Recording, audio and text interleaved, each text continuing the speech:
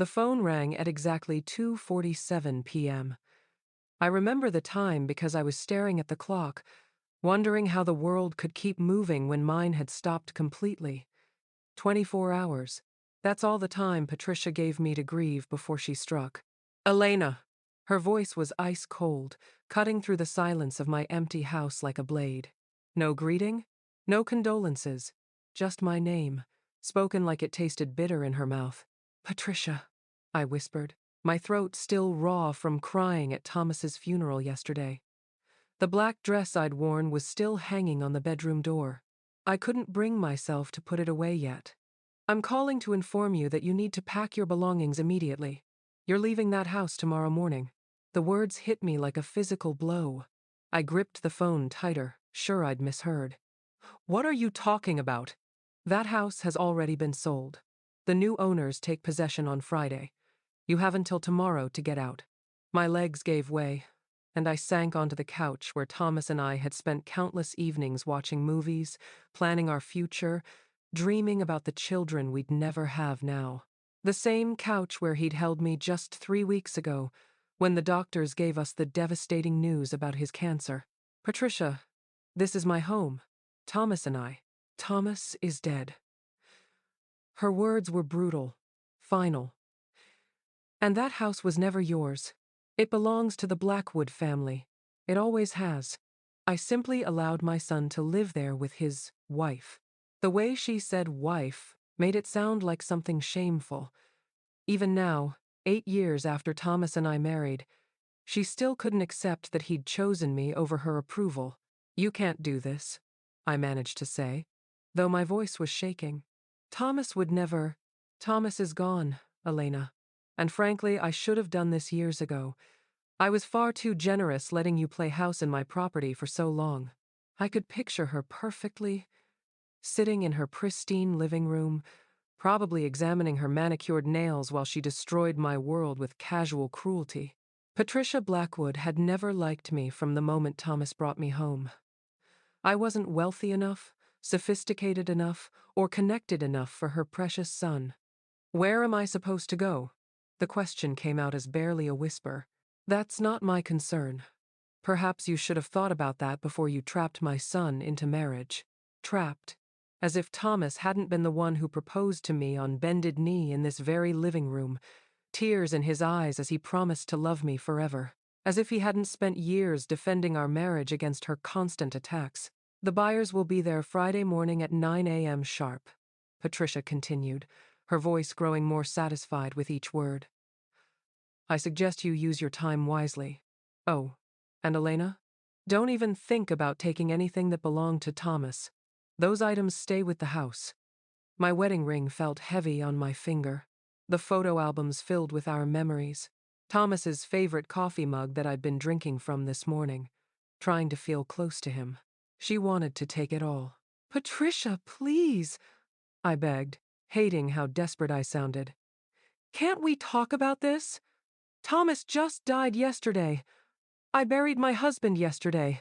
And now you're learning that actions have consequences. You never belonged in this family, Elena. I tried to tell Thomas that from the beginning, but he wouldn't listen. Well, now he can't protect you anymore. The cruelty in her voice was breathtaking. This woman had raised the man I loved, yet she seemed incapable of basic human compassion. Even now, in my darkest hour, she couldn't show an ounce of mercy. But then something shifted inside me. Maybe it was grief. Maybe it was rage. Or maybe it was finally finding the strength Thomas always said I had. I straightened up on the couch, wiping away my tears. But you forgot one thing, Patricia. The silence on the other end stretched for several seconds. When she spoke again, her voice had lost some of its confidence. What are you talking about? I found myself laughing. Not from joy, but from the bitter irony of it all. Patricia thought she was so clever, so thorough in her planning. She'd waited until Thomas was in the ground before making her move, thinking I'd be too broken to fight back. She'd underestimated both me and her own son.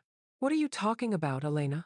She repeated, and I could hear the first hint of uncertainty creeping into her voice. I smiled through my tears, thinking about the secret Thomas had shared with me just 2 months ago when he got his diagnosis. The secret that was about to change everything. The house you sold, Patricia. It was never actually yours to sell. 3 years earlier, I was grading papers in my tiny apartment when my phone buzzed with a text from my friend Carmen.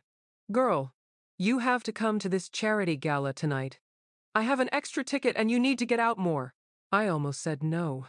Saturday nights were for lesson planning and Netflix, not fancy parties where I'd feel completely out of place. But something made me say yes. Maybe it was the loneliness that had been eating at me since my last relationship ended. Or maybe it was just time for a change.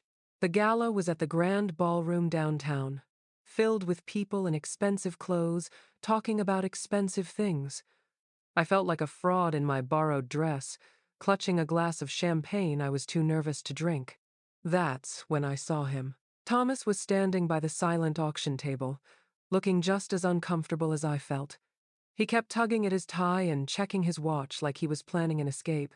When our eyes met across the room, he smiled. Not the polished smile everyone else was wearing, but a real, genuine smile that made my heart skip. "You look like you'd rather be anywhere else," he said when he walked over, his voice warm and slightly amused. "Is it that obvious?" I laughed, feeling my nervousness melt away. "Only because I feel exactly the same way. I'm Thomas, by the way. And you are?" "Elena. And yes, I'm definitely more of a pizza and movie person than a champagne and caviar person." "Thank God," he said, his relief so genuine it made me laugh again. "Want to get out of here? I know a great pizza place."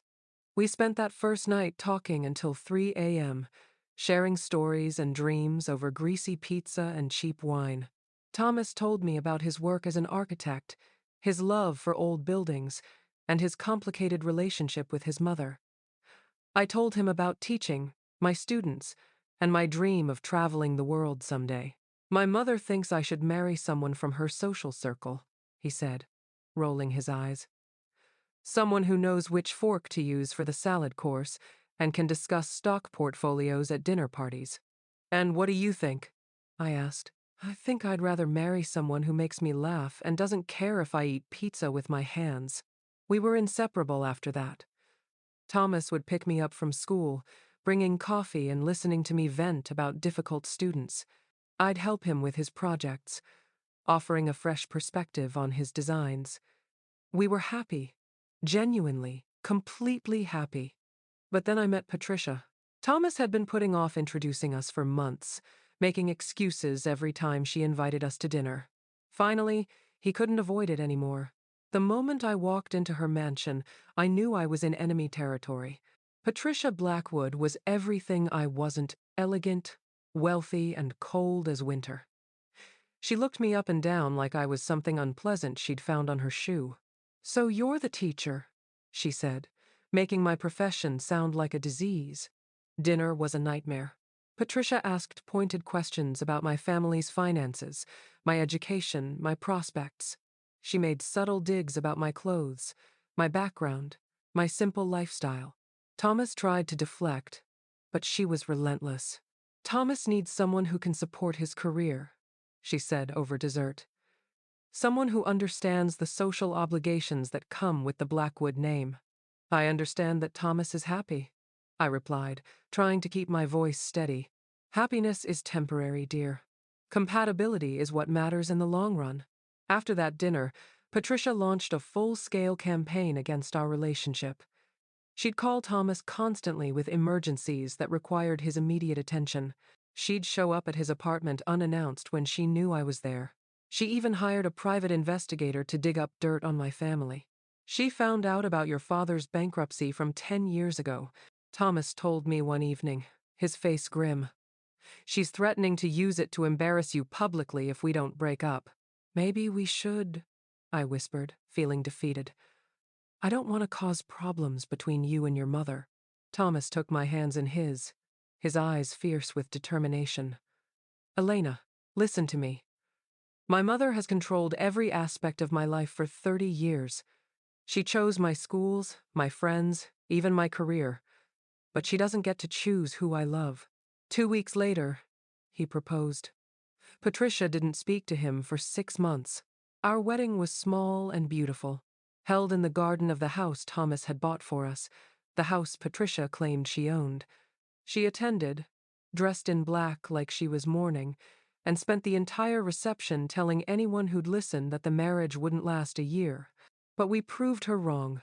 8 wonderful years of proving her wrong, until cancer stole Thomas away and left me defenseless against her cruelty. Now, sitting in our living room with her threats still ringing in my ears, I realized Patricia had been planning this moment since our wedding day. She just didn't know that Thomas had been planning too. The law office of Henderson and Associates felt like a tomb. Dark wood paneling, heavy curtains, and the smell of old leather books created an atmosphere that matched my mood perfectly. I sat in the uncomfortable chair across from Mr. Henderson's desk, my hands trembling as I clutched the tissue box he'd offered me. "Mrs. Martinez, I'm so sorry for your loss," Mr. Henderson said, adjusting his glasses nervously. He was a thin man in his 60s, with kind eyes that couldn't quite meet mine. Thomas was a good man. A very good man. "Thank you," I whispered. "Mr. Henderson, I need to ask you about the house. Patricia called yesterday and said—" "Yes, yes, I know." He shuffled through papers on his desk, his movements jerky and anxious. "Mrs. Blackwood contacted me this morning. She's quite insistent about the property transfer." My heart sank. So it's true? The house belongs to her? Mr. Henderson opened his mouth to answer, but before he could speak, the office door burst open. Patricia swept in like a storm cloud, dressed in an expensive black suit that probably cost more than I made in 3 months. "Elena," she said, not bothering with pleasantries, "I see you've finally decided to face reality." She settled into the chair beside me without being invited, placing a leather briefcase on her lap with the precision of a general preparing for battle.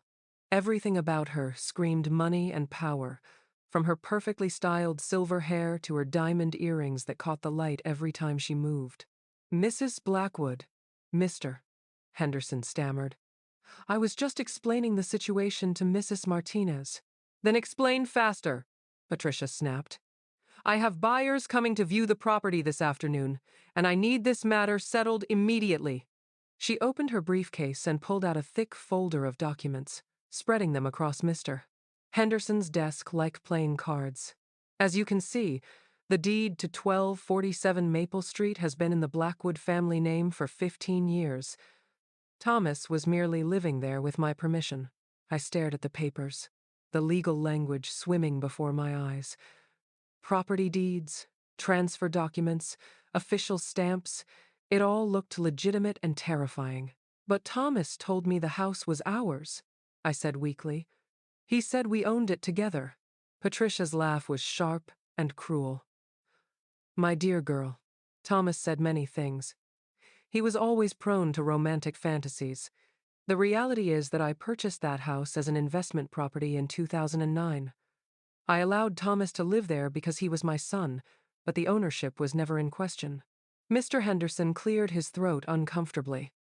"Mrs. Blackwood, perhaps we should review." "There's nothing to review," Patricia cut him off. "The paperwork is clear. Elena has no legal claim to the property whatsoever.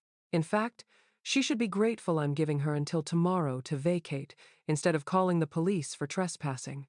I felt like I was drowning. The walls of the office seemed to be closing in, and Patricia's voice sounded like it was coming from underwater. This couldn't be happening. Thomas wouldn't have lied to me about something so important. "I don't understand," I said, my voice barely audible. "Thomas and I looked at houses together. We chose that one together. He said it was our fresh start." "Thomas was sentimental," Patricia replied coldly. "He probably convinced himself it was yours because that's what he wanted to believe. But wanting something doesn't make it legally binding." She pulled out another document, a sales contract with today's date. "The Johnsons are purchasing the property for $450,000. They're cash buyers, and the sale will close on Friday." You need to be gone by then. Mrs. Blackwood, Mr. Henderson said, his voice strained. Don't you think this is rather sudden? Mrs. Martinez just buried her husband yesterday. Perhaps we could arrange for a longer transition period. Absolutely not. Patricia's eyes were ice cold. I've been more than patient with this situation. Elena has had 8 years to establish her own life and financial independence. It's not my responsibility to house her indefinitely out of misplaced charity. I looked at Mr. Henderson desperately, hoping he'd say something to help me, but he just stared down at his hands. His discomfort was obvious, but he seemed powerless against Patricia's determination. Where am I supposed to go? I asked, hating how small and helpless I sounded. That's not my concern, Patricia said, snapping her briefcase shut. You're a grown woman with a job. Figure it out. She stood up, smoothing down her skirt with practiced efficiency. Mr. Henderson, please prepare the final paperwork for the sale. I want everything ready for closing on Friday. As she headed for the door, she paused and looked back at me with something that might have been pity if it hadn't been so cold. Elena, this is for the best. You never belonged in Thomas's world anyway. Now you can go back to where you came from and stop pretending to be something you're not. The door closed behind her with a soft click, leaving me alone with Mr. Henderson and the crushing weight of my new reality. But something felt wrong. Very wrong. I drove home in a daze, Patricia's cruel words echoing in my mind. The house looked different somehow. Smaller, more fragile, like it might disappear if I blinked too hard. Our neighbors were outside watering their gardens, living their normal lives while mine crumbled around me. Inside, everything felt foreign. The couch where Thomas and I had cuddled every evening, the kitchen table where we'd shared countless meals and conversations, the bedroom where we'd whispered our dreams to each other in the dark. How could all of this never have been mine? I wandered through the rooms like a ghost, touching familiar objects that suddenly felt like they belonged to someone else. Thomas's coffee mug still sat in the sink from yesterday morning. His reading glasses were on the nightstand next to a book he'd never finish. His presence was everywhere, but so was the growing certainty that something wasn't right about Patricia's story. Thomas had been many things. Romantic, optimistic, sometimes impractical, but he wasn't a liar. He'd been so proud when we moved into this house, so excited about making it ours. He'd spent hours planning renovations, talking about the garden we'd plant, the children's rooms we'd add someday. Would he really have built all those dreams on a foundation of lies? I found myself standing in our bedroom, staring at our wedding photo on the dresser. We looked so young and hopeful, Thomas's arm around my waist as we laughed at something the photographer had said. Behind the frame, I noticed something I'd never seen before. A tiny gap between the photo and the wall. Curious, I lifted the frame and discovered a small lever hidden behind it. My heart started racing as I pressed it, and a section of the wall swung open like a door, revealing a hidden safe I never knew existed. My hands shook as I stared at the electronic keypad. Thomas had always been secretive about some things, not in a suspicious way, but in a protective way. He'd handle all our important paperwork, saying he didn't want me to worry about boring legal stuff. I'd thought it was sweet. Now I wondered what he'd been protecting me from. I tried our anniversary date. Nothing. Our wedding date. Nothing. Then, almost without thinking, I entered my birthday. The day Thomas always said was the most important day in his life because it was the day I was born. The safe clicked open. Inside were stacks of documents, folders, and a thick envelope with my name written on it in Thomas's handwriting. My heart pounded as I pulled everything out, spreading it across our bed like pieces of a puzzle I was desperate to solve. The envelope contained a letter dated just 2 months ago, right after Thomas's cancer diagnosis. My vision blurred with tears as I recognized his careful handwriting. My dearest Elena, if you're reading this, then I'm gone and my mother has probably already made her move. I'm so sorry I couldn't tell you about this while I was alive, but I needed to protect you in the only way I knew how. I had to stop reading to wipe my eyes, my hands trembling as I continued. My mother has been trying to control our finances for years. She's been forging documents, manipulating bank accounts, and using her connections to make it look like she owns assets that legally belong to us. I've been building a case against her for the past 3 years, collecting evidence of her fraud. The words hit me like lightning. Fraud. Patricia had been committing fraud. I set the letter aside and grabbed the first folder. Inside were bank statements showing mysterious transfers from accounts I didn't even know existed. Thousands of dollars, moving from Thomas's name to Patricia's, with forged signatures that looked nothing like his actual handwriting. The second folder contained property records, real ones, not the fake documents Patricia had shown Mr. Henderson. These showed that Thomas had purchased our house in 2011, 2 years after we were married, using money from his own inheritance. Patricia's name appeared nowhere on the legitimate paperwork. But the third folder made my blood run cold. It contained copies of legal documents Patricia had been filing over the years, slowly transferring ownership of Thomas's assets to herself. She'd been stealing from her own son for years, using her wealth and connections to make it all look legal. The final folder contained the most shocking discovery of all. Documents showing that Thomas had secretly transferred full ownership of our house to me 2 years ago, along with several other assets Patricia didn't even know about. He'd done it through a complex legal arrangement designed to protect everything from his mother's manipulation. I picked up the letter again, my hands steadier now. Elena, you are the legal owner of our house, and much more. I've made sure Patricia can never take away your security. The documents in this safe prove everything. Take them to a lawyer, not Henderson, he's too scared of my mother, and fight back. You're stronger than you know, my love. Don't let her win. I sat on our bed, surrounded by evidence of Patricia's years of deception, and felt something I hadn't experienced since Thomas's diagnosis. Hope. Patricia thought she was so clever, but she'd made one crucial mistake. She'd underestimated both of us. I spent the entire night going through every document in Thomas's hidden safe, my coffee growing cold as I pieced together the full scope of Patricia's deception. By dawn, I had a clear picture of what she'd been doing, and more importantly, what Thomas had done to stop her. The property records were crystal clear. In 2011, Thomas had used his inheritance from his grandfather, money Patricia had no claim to purchase our house outright. The deed was in his name alone, with no mention of Patricia anywhere. She'd been lying about owning it from the beginning. But the real shock came when I found the transfer documents from 2 years ago. Thomas hadn't just protected our house, he'd quietly transferred ownership of everything to me. The house, his investment accounts, even his share of the family business that Patricia thought she controlled. All of it was legally mine.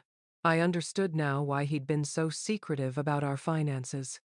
He'd been protecting me from a war I didn't even know was being fought. The forged documents Patricia had shown Mr. Henderson were masterful fakes, but they were still fakes. She'd been using her wealth and connections to create false paperwork for years, slowly stealing from Thomas while making it look legitimate. The real documents told a completely different story. My phone rang at 7 a.m. It was my brother Carlos, calling from Phoenix where he worked as a contractor. Elena, I've been worried sick about you. How are you holding up? Carlos, I said, my voice stronger than it had been in days. I need your help. Can you recommend a good lawyer? Someone who's not afraid of wealthy people and their threats? What's going on? Is Patricia giving you trouble? I told him everything.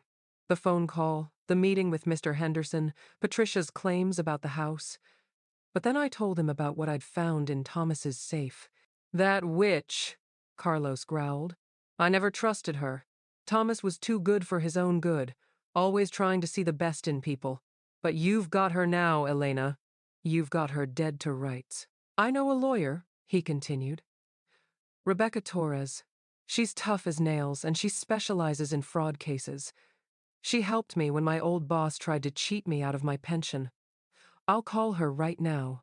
By 10 a.m., I was sitting in Rebecca Torres's office. A modern space with glass walls and motivational posters that felt like the complete opposite of Mr.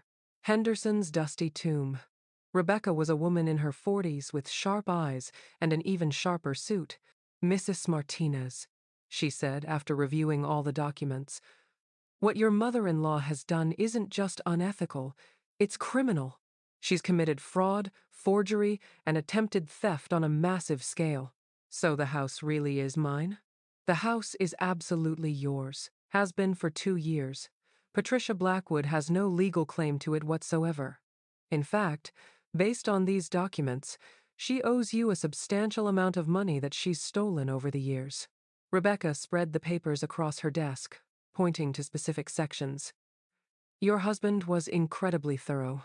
He documented every fraudulent transaction, every forged signature, every illegal transfer. This is enough evidence to send Patricia to prison. What about the sale to the Johnsons? Completely invalid. Patricia can't sell property she doesn't own. If she goes through with it, she'll be committing fraud against the buyers as well. We can stop this sale immediately." I felt a surge of power I hadn't experienced since Thomas's death. For the first time in days, I wasn't the victim in this story. "What do you recommend we do?" Rebecca smiled, and it wasn't a particularly nice smile. "We're going to give Mrs. Blackwood a choice. She can quietly return everything she's stolen and disappear from your life, or we can make this very public and very criminal. Trust me, someone with her social standing won't want fraud charges following her around. She's supposed to meet the buyers at the house this afternoon." "Perfect. That gives us time to prepare a little surprise for her." Rebecca started making phone calls, her voice crisp and professional as she spoke to judges, court clerks, and other lawyers. Within 2 hours, she had everything we needed. Injunctions to stop the sale, restraining orders to keep Patricia away from my property, and a formal complaint ready to file with the district attorney's office. "Mrs. Martinez," Rebecca said as we prepared to leave her office, "your husband loved you very much. These documents show he spent years protecting you from his mother's schemes. He made sure that no matter what happened to him, you'd be safe." I touched my wedding ring, feeling Thomas's presence more strongly than I had since his death. He'd known this day would come, and he'd prepared for it. Even from beyond the grave, he was still protecting me. "Now," Rebecca said, gathering the papers into her briefcase, "let's go show Patricia Blackwood what happens when she messes with the wrong widow." As we drove toward my house, I felt something I hadn't felt in months. I felt ready to fight. I arrived at my house 15 minutes before Patricia was scheduled to meet the buyers. Rebecca parked across the street in her sleek black sedan, ready to intervene if needed. My hands were steady as I unlocked my front door, a door Patricia would never have the right to walk through uninvited again. At exactly 2 p.m., Patricia's silver Mercedes pulled into my driveway, followed by a white SUV. I watched from the living room window as she stepped out, looking immaculate as always in her designer coat and heels. Behind her, a middle-aged couple emerged from the SUV, the Johnsons, I assumed, clutching a folder of what were probably mortgage documents and cashier's checks. Patricia strode up to my front door like she owned the place, which, in her mind, she did. She didn't bother knocking, just used the spare key Thomas had given her years ago for emergencies. The sound of that key turning in my lock filled me with rage. "Elena?" she called out, her voice echoing through the house. "I hope you've finished packing. The new owners are here to do their final walkthrough." I stepped into the hallway, and Patricia's confident expression faltered slightly when she saw my face. I wasn't the broken, grieving widow she'd left in Mr. Henderson's office yesterday. I was calm, composed, and holding a thick manila folder. "Patricia," I said evenly, "and you must be Mr. and Mrs. Johnson. Please, come in." The Johnsons looked uncomfortable, clearly sensing the tension between Patricia and me. They were a nice-looking couple in their 50s, probably excited about their new home purchase. I felt sorry for what they were about to learn. "Elena, what are you still doing here?" Patricia demanded. "I told you to be gone by today." "I'm still here because this is my house. I replied, opening the folder. And I have some documents I think everyone should see. Patricia's face went white. What documents? I pulled out the first paper, the real property deed showing Thomas as the sole purchaser in 2011. This is the actual deed to this house, Patricia. As you can see, your name appears nowhere on it. That's impossible, Patricia sputtered, but her voice lacked its usual confidence. I have the deed right here. She fumbled in her purse, pulling out the forged document she'd shown Mr. Henderson. Yes, you do have a deed, I agreed. A beautifully crafted fake one. But this is the real deed, filed with the county recorder's office. Would you like to call them to verify? Mr. Johnson stepped forward, his face confused and concerned. I'm sorry, but what's going on here? Mrs. Blackwood, you assured us you were the legal owner of this property. I am the legal owner, Patricia insisted, but sweat was beginning to form on her forehead despite the cool weather. I pulled out the second document, the transfer papers from 2 years ago. Actually, Mr. Johnson, I'm the legal owner. My husband transferred the property to me in 2022. Here's the documentation, properly notarized and filed. Mrs. Johnson grabbed her husband's arm. Harold, this doesn't feel right. If there's a dispute over ownership, there's no dispute, I said firmly. Patricia has been committing fraud. She's been forging documents and stealing money from my husband for years. I have proof of everything. I spread more documents across the coffee table. Bank statements showing the illegal transfers, copies of Patricia's forged signatures, evidence of her systematic theft. The Johnsons stared at the papers in horror. Mrs. Blackwood, Mr. Johnson said, his voice tight with anger. You told us this was a clean sale. You said there were no liens, no disputes, no complications. Patricia's composure was cracking. Elena, you don't know what you're talking about. Those documents are what, Patricia? Fake? Like the ones you've been creating for years? I pulled out Thomas's letter, my voice growing stronger with each word. My husband documented everything. Every forged signature, every illegal transfer, every lie you told. He knew you'd try something like this after he died, so he protected me. This is ridiculous, Patricia snapped, but she was backing toward the door. Harold, Margaret, don't listen to her. She's obviously having some kind of breakdown. Actually, came a voice from the doorway. Mrs. Martinez is telling the truth. Rebecca Torres stepped into the room, her briefcase in one hand and official-looking papers in the other. I'm Rebecca Torres, Mrs. Martinez's attorney. Mrs. Blackwood, you're in serious legal trouble. Patricia's face went from white to gray. Who are you? You have no right to be here. I have every right to be here, Rebecca replied coolly. This is my client's property, and you're trespassing, Mr. and Mrs. Johnson. I'm afraid you've been the victims of attempted fraud. Mrs. Blackwood has no legal authority to sell this house. Mr. Johnson turned to Patricia, his face red with fury. We put down a $50,000 deposit. We sold our old house. We have movers coming tomorrow. I can explain, Patricia stammered, but the words wouldn't come. The explanation is simple, Rebecca said, pulling out another document. Mrs. Blackwood has been running a sophisticated fraud operation for years. We have enough evidence to file criminal charges. Patricia looked around the room like a trapped animal, her carefully constructed world collapsing around her. Now, I said, my voice steady and strong. Let's talk about what happens next. The silence in my living room was deafening. Patricia stood frozen by the door, her face a mask of shock and growing panic. The Johnsons clutched each other, their dream home purchase turning into a nightmare. Rebecca calmly arranged her legal documents on my coffee table like she was setting up for a business meeting. Mrs. Blackwood, Rebecca began, her voice professional but ice cold. You have two choices. We can handle this quietly, or we can make it very public.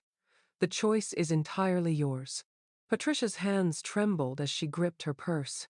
I don't know what you think you can prove. We can prove everything, I interrupted, standing up and facing the woman who had tormented me for 8 years. Thomas documented every single crime you committed, every forged signature, every stolen dollar, every lie you told. He spent 3 years building an airtight case against you. I picked up one of the bank statements, holding it where everyone could see. This shows you stealing $15,000 from Thomas's account in March 2023. This signature isn't even close to his real handwriting. Patricia's composure finally cracked completely. He was my son! That money should have been mine anyway! But it wasn't yours, Rebecca said firmly. It was theft. Grand theft, to be precise. In this state, that carries a sentence of up to 10 years in prison. Mrs. Johnson gasped. 10 years? At minimum, Rebecca continued. Add in the fraud charges, the forgery, the attempted sale of property she doesn't own, and we're looking at serious federal crimes. Mrs. Blackwood could spend the rest of her life in prison. Patricia sank into the nearest chair, her face gray with terror. The powerful, controlling woman who had ruled over everyone with fear and money was suddenly just a frightened old lady facing the consequences of her actions. What do you want? She whispered. I looked at Thomas's photo on the mantel, drawing strength from his memory. I want you to return every penny you stole from my husband. I want you to compensate Mr. and Mrs. Johnson for the money they've lost because of your fraud. And I want you to publicly apologize for what you've done. And if I refuse? Rebecca smiled that sharp smile again. Then we file criminal charges this afternoon. Your arrest will be in tomorrow's newspaper. Your friends at the country club will read about it over their morning coffee. Your reputation, your social standing, everything you've built your life on will be destroyed. Patricia's breathing became shallow and rapid. She was having a panic attack, realizing that her world of privilege and power couldn't protect her from the law. How much? She asked, her voice barely audible. Rebecca consulted her notes. Based on our analysis of the financial records, you've stolen approximately $180,000 from Thomas over the past 5 years. Add interest and penalties, and we're looking at $220,000, plus $75,000 to compensate the Johnsons for their losses, I added. They sold their house, paid deposits, hired movers, all because you lied to them. Patricia closed her eyes, calculating the cost of her freedom. That's almost $300,000. That's the price of staying out of prison, Rebecca said bluntly. And frankly, it's a bargain compared to what you've put Mrs. Martinez through. Mr. Johnson stepped forward, his anger still burning bright. What about our house? We sold our house because of you. I'll help you find something better, Patricia said desperately. I have connections in real estate. I can make some calls. We don't want your help, Mrs. Johnson said firmly. We just want our money back so we can start over. I watched Patricia struggle with the decision, seeing her weigh her options: prison and public humiliation, or financial loss and private shame. For someone who valued her reputation above everything else, it wasn't really a choice at all. Fine, she said finally. I'll pay, but I want this kept completely confidential. That depends on you, Rebecca replied. As long as you fulfill your obligations and stay away from Mrs. Martinez, this remains a private matter. But if you ever contact her again, if you ever try to interfere in her life, we'll file those criminal charges immediately. Patricia nodded weakly, defeated. Over the next 2 hours, Rebecca handled the legal details while I watched Patricia's empire of lies crumble. She made phone calls to her bank, arranging wire transfers. She signed documents admitting to the fraud and agreeing to the financial settlement. She even wrote a formal apology letter, though her handwriting shook so badly it was barely legible. When it was over, Patricia stood at my front door one last time, looking older and smaller than I'd ever seen her. Elena, she said quietly, I want you to know, Thomas really did love you. I know he did, I replied, and he protected me from you. Even after death, That's what real love looks like, Patricia. Something you never understood. She left without another word, and I never saw her again. 6 months later, I transformed our house into a support center for widows dealing with difficult family situations. I named it Thomas's Haven and hung his photo in the main room, where his gentle smile could watch over other women finding their strength. Patricia had tried to take everything from me, but she'd forgotten one crucial thing. Love is stronger than greed, and truth always wins in the end.